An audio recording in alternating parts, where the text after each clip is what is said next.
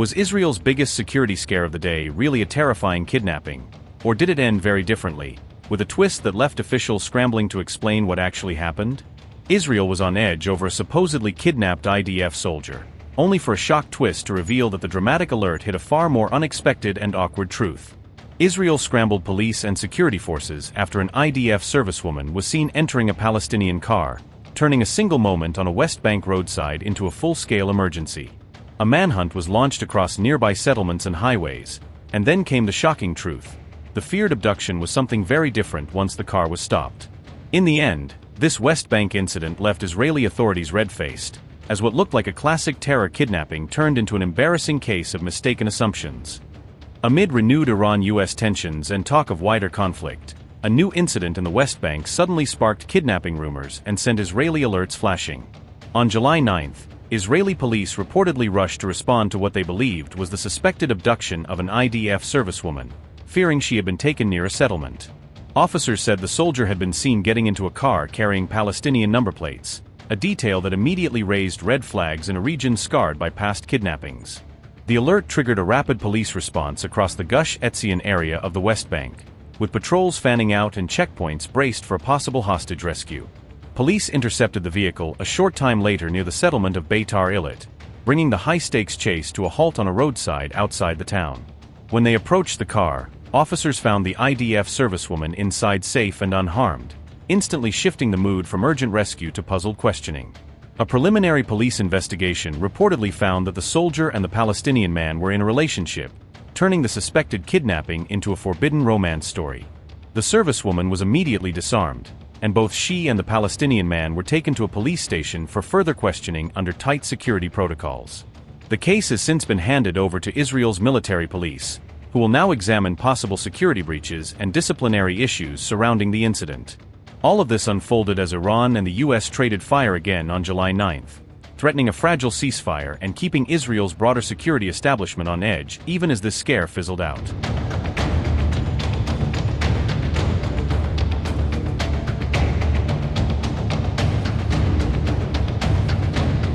Iran launched missiles toward US allies Jordan, Bahrain, and Kuwait after American bombardments, widening the battlefield and directly threatening Washington's regional partners.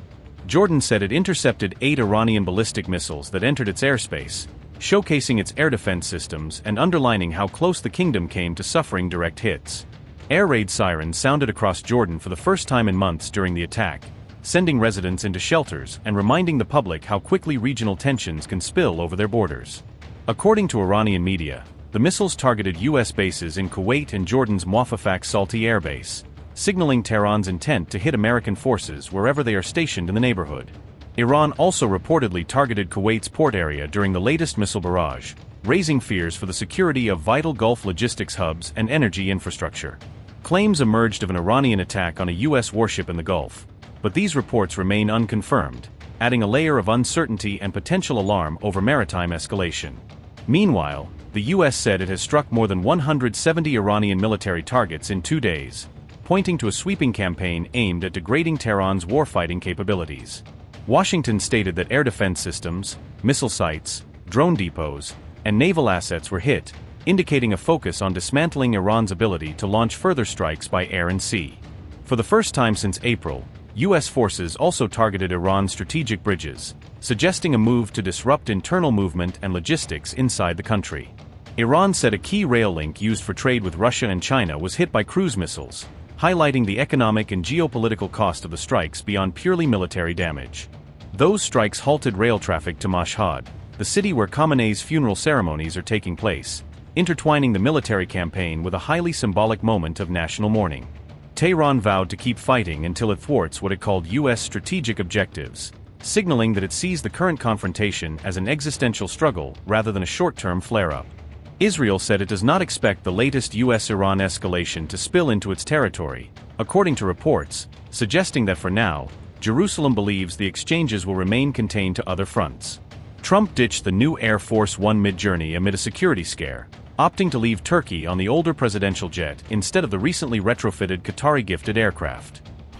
Donald Trump said he remains Iran's #1 target, while speaking to reporters aboard Air Force One during his return flight from the NATO summit.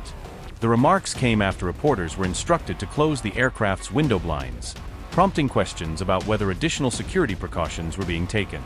When asked about the unusual request, Trump replied they were on a dangerous flight because of what he described as continuing threats from Iran. They wanted to see, so they came a little bit early and we switched planes. So you're saying there wasn't a security concern? No. And Why was would there they? any other issue? No issue? No, except we sent it a little early. Same line, going back. We sent it a little bit early so that we could let them see it. The whole base came out and saw the plane, and then we landed. Do you know why they had us close our window blinds? That was unusual. Well, yeah, because you're, probably on a dangerous flight because of the sleazebags that we have to deal with. So you think that Iran was possibly thinking of targeting? Well, I mean, if they asked you to close your windows, probably they'd feel that way. They didn't ask me to close mine, but if they did, I would have done it. These are sick people, so I could see something like that. I didn't know they did that, but I could see something like that. Were you aware of any credible threat by Iran against Air Force Well, I have One? a threat all the time.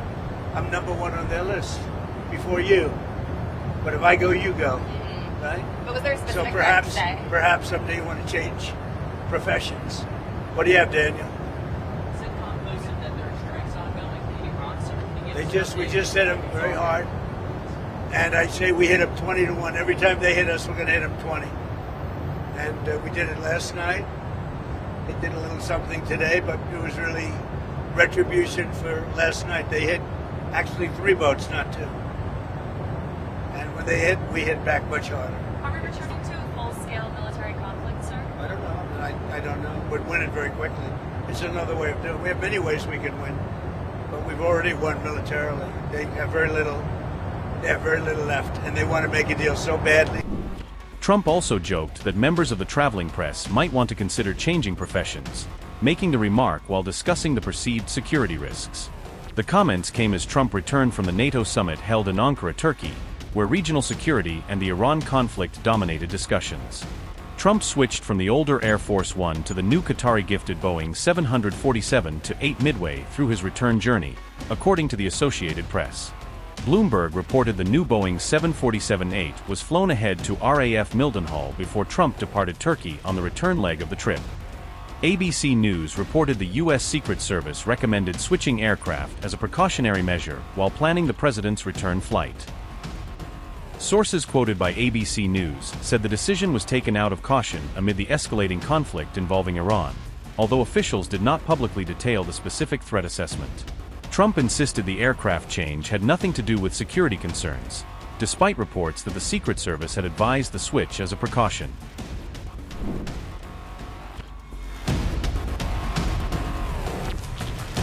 An Iranian official claimed Donald Trump was within Iran's reach during his visit to Turkey. Iran says it deliberately chose not to target Trump in order to preserve relations with neighboring countries. The official said Tehran exercised restraint despite growing calls to avenge the killing of Ali Khamenei. Iran claimed maintaining good neighborly relations took priority over attacking the US president. Ayatollah Zaghami said, and I quote, "Trump was within reach for retaliation over Khamenei, but in order to preserve friendship and good neighborly relations with neighbors, we did not target him." Unquote. The official also called for Turkey's ambassador to be summoned over Trump's actions. Iran accused Donald Trump of directing attacks on Iran while attending the NATO summit in Turkey. The remarks came as the ceasefire collapsed and the United States and Iran resumed exchanging military strikes. Earlier, an Iranian MP claimed Trump's presence at the NATO summit presented an opportunity to target him. An IRGC-linked channel claimed that Iran launched a large-scale missile attack targeting multiple U.S. military bases across the Middle East. The channel said several American military facilities were struck, though it did not disclose the exact locations of the targets. Kuwait's military confirmed that its air defense systems were actively intercepting hostile missiles and drones over the country. The Kuwaiti army said, and I quote, "The Kuwaiti air defenses are currently confronting hostile missile and drone attacks." The General Staff of the Army notes that if explosion sounds are heard, they are the result of air defense systems intercepting the hostile attacks. Everyone is kindly requested to adhere to the security and safety instructions issued by the competent authorities. Unquote. Kuwait said the explosions heard across the country were caused by its air defense systems intercepting incoming threats. The Kuwaiti army urged residents to strictly follow official safety instructions as the attacks unfolded. Tasneem News reported that the U.S. Fifth Fleet headquarters in Bahrain was targeted once again on July 9th. Local sources quoted by Tasneem also reported fresh explosions in Bahrain following Iran's latest attacks. The latest wave of strikes marks a significant escalation in the rapidly worsening military confrontation between the United States and Iran.